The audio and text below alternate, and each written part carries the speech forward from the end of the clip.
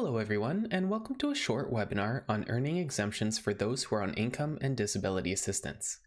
We are Ask an Advocate, which is a website-based project created to help clients and service providers find information and resources about income assistance, disability, tenancy, and other income supports. In this webinar, we will go over how earnings can affect an income or disability assistance benefits. Please remember that the information provided in this webinar will be applicable in British Columbia only. The Income and Disability Assistance Program is available through the Ministry of Social Development and Poverty Reduction, and in this webinar, we will simply refer to them as the Ministry. Please note that the amounts shown in this webinar are for the year 2021. For information on how to become eligible for income or disability assistance, visit our website by clicking on the link in the description below.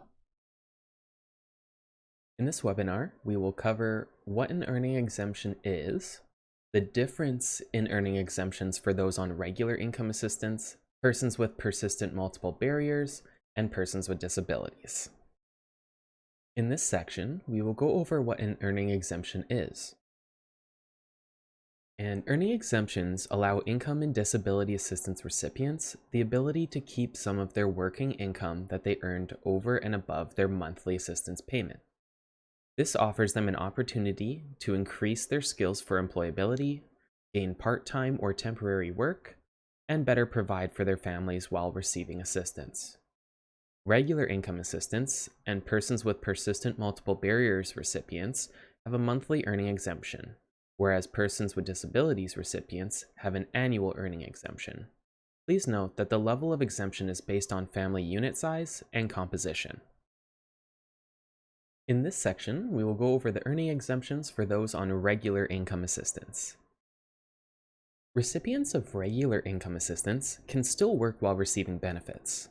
The table on the screen shows the monthly earning exemptions for different sized family units. If a recipient goes over their earning exemption, the amount over their exemption will be deducted dollar for dollar off their monthly benefits. The earning exemption only applies to earned income, which we are going to cover on the next slide.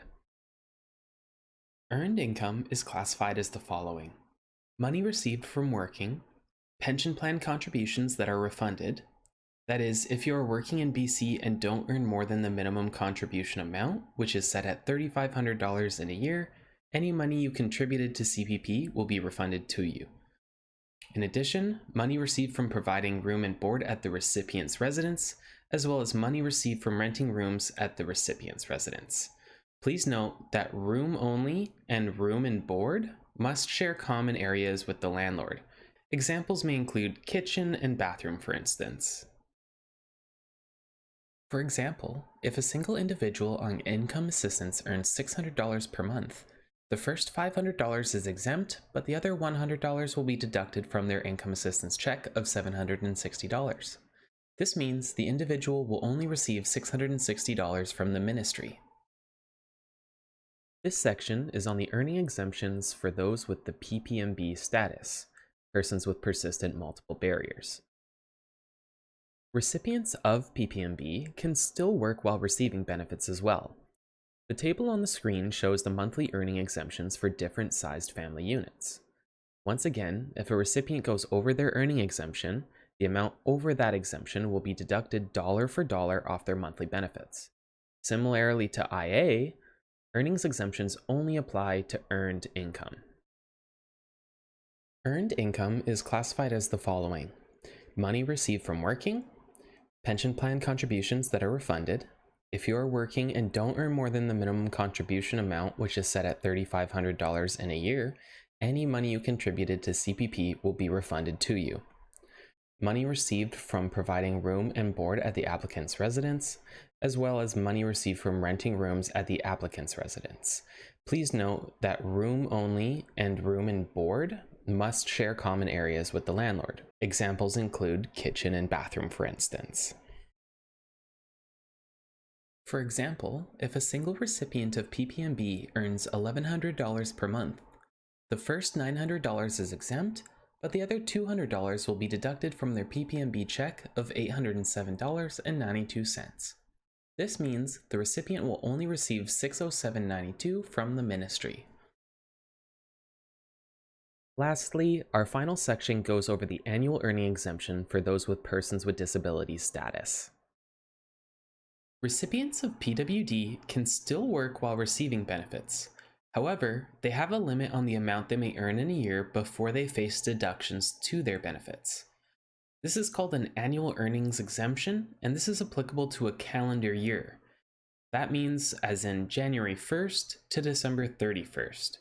The annual earnings exemption table shown on the screen is for those who have persons with disability status based on their family size. Please note that the annual earning exemption, or AEE, only applies to qualifying income, which we'll explain in the next slide. The annual earning exemption only applies to qualifying income, which is the following types of income. Earned income, meaning either money received from working, pension plan contributions that are refunded, money received from providing room and board at the recipient's residence, as well as money received from renting rooms at the recipient's residence. And lastly, unearned income that is compensation paid under Section 29 or 30 of the Workers' Compensation Act, otherwise known as WCB Temporary Wage Loss Replacement Benefits. If a new applicant is approved for PWD, they must serve a 1-month waiting period before they can use their annual earnings exemption. The annual earning exemption runs from January 1st to December 31st, and the income can be earned at any month of the year. When a recipient's family unit reaches 75% of their annual earning exemption, the ministry should send them a letter informing them of the situation. It's important to keep a record of your earnings just in case you don't receive a notification letter. Once the family unit exceeds their maximum earning exemption, all earnings received in that calendar year will be deducted dollar for dollar from their assistance check. However, if the earnings are more than their PWD benefits rate, their file may turn into a medical services only file.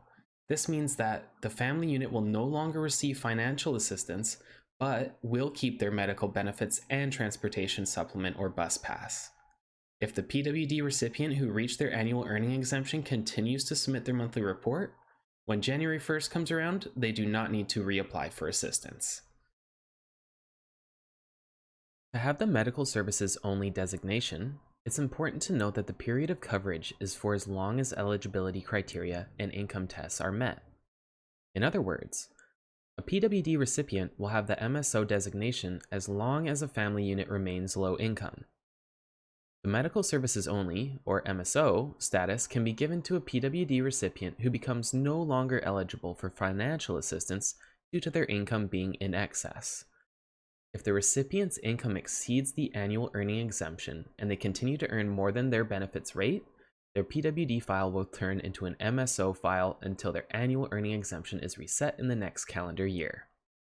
MSO can also occur when a PWD recipient turns 65 years old and no longer qualifies for disability assistance, but is eligible for a federal benefit such as the Guaranteed Income Supplement.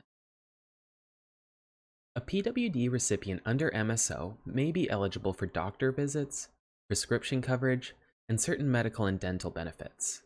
The recipient is still eligible for these benefits for as long as they meet eligibility criteria and income tests. Thank you everyone for watching. Feel free to browse through our other webinars and please provide us feedback by clicking on the survey link in the description below.